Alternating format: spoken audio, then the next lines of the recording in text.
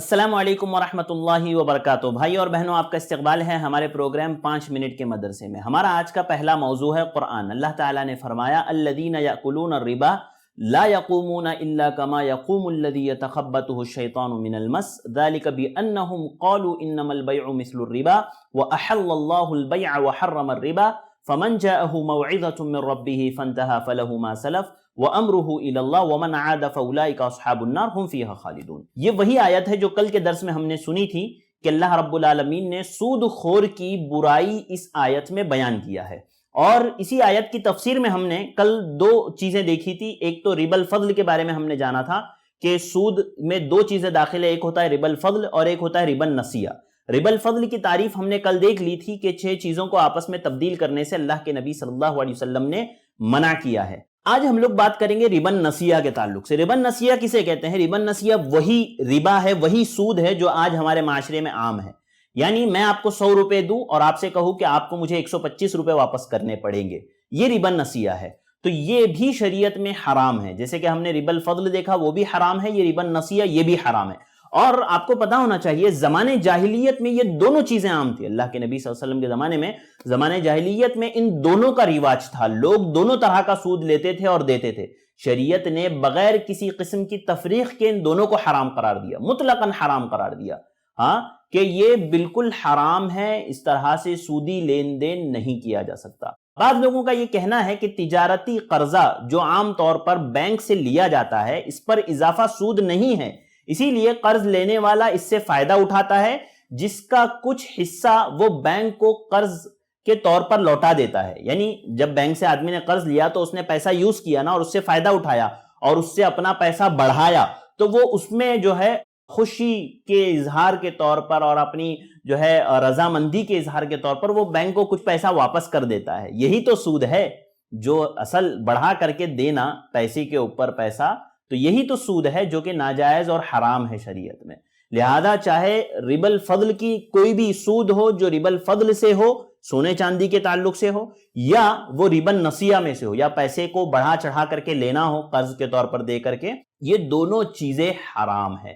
اسی لیے ہم کہتے ہیں نا کہ بینک میں نوکری کرنا بھی حرام ہے آدمی کے لیے، کیونکہ اس میں سارے معاملات اس میں سود سے ریلیٹڈ ہوتے ہیں، سود سے ہی جو ہے سودی لین دین ہی ہوتا ہے۔ ناظرین، چلتے ہیں ہمارے آج کے دوسرے موضوع کی طرف۔ ہمارا آج کا دوسرا موضوع ہے گناہ۔ گناہ میں ہم لوگ ہیوی ڈیپوزٹ کے تعلق سے دیکھ رہے ہیں کہ بعض لوگ جو ہیوی ڈیپوزٹ جو عام ہمارے یہاں چلن چل رہا ہے ہیوی ڈیپوزٹ کا، کہ لوگ پیسہ نہ ہونے کی صورت میں ہیوی، چھوٹے گھر میں رہیے نا، آپ کو کیا ضرورت ہے بڑا ہی گھر لینا ہے، چھوٹے گھر میں رہیے لیکن حلال طریقے سے رہیے۔ ہیوی ڈیپوزٹ میں جو لوگ بہانے بناتے ہیں اس میں سے ایک اور بہانہ، ایک اور ہیلا یہ ہوتا ہے کہ چلو ہم جو ہے یہ مانتے ہیں کہ جو ہم نے پیسہ دیا ہے ڈیپوزٹ کا وہ قرض نہیں ہے، وہ کیا ہے، وہ رہن ہے۔ یعنی گھر والے نے گھر ہمارے پاس گروی رکھا ہے اور گروی رکھنے کے بدلے میں ہم نے اس کو پیسہ دیا ہے، تو پھر کیا حرج ہے بھائی؟ قرض تو بڑھا چڑھا کے آپ نے کہا نا قرض بڑھا کر کے نہیں لے سکتے، لیکن رہن میں تو یہ معاملہ نہیں ہے نا، اس نے گروی رکھا ہے گھر اور رہن کے طور پر اس نے گھر رکھا ہے، اس کے علاوہ ہم نے اس کو پیسہ دیا ہے۔ لہذا یاد رکھیے یہ صورت بھی اسی طرح ہے کہ جب کوئی انسان کسی چیز کو کسی کے پاس رہن رکھتا ہے تو وہ اس کو استعمال نہیں کر سکتا۔ اگر آپ کے پاس کسی نے گھر رہن کے طور پر رکھا ہے، گروی رکھا ہے اپنا گھر، تو آپ کے لیے جائز نہیں ہے کہ وہ گروی رکھی ہوئی چیز کو آپ استعمال کریں۔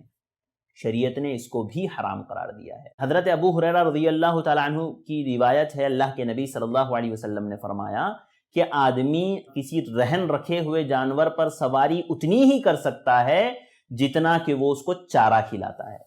اگر آپ کے پاس کسی نے گھوڑا گروی رکھا ہے تو آپ گھوڑے کو، ایسا تو نہیں ہے نا کہ گھوڑا گروی رکھ دیا تو آپ نے رکھ کر کے اس کو چھوڑ دیا، آپ کو اس کو کھلانا پڑے گا، آپ کو اس پر چارہ لگانا پڑے گا، پیسہ لگانا پڑے گا گھوڑے پر، اس کو چارہ آپ کو کھلانا پڑے گا۔ تو آپ کو شریعت نے اتنی اجازت دی ہے کہ جتنے کا آپ چارہ کھلا رہے ہو بس اتنی ہی سواری آپ اس پر کر سکتے ہو۔ اگر کسی نے آپ کے پاس بھینس رکھی ہے یا بکری رکھی ہے گروی، آپ اس کو اگر چارہ کھلا رہے ہو تو آپ اس کے دودھ سے اتنا ہی فائدہ اٹھا سکتے ہو جتنا پیسہ آپ نے چارے پر خرچ کیا۔ اگر آپ اس سے زیادہ لیتے ہو دودھ تو یہ آپ کے لیے سود ہے، یہ بھی حرام ہے۔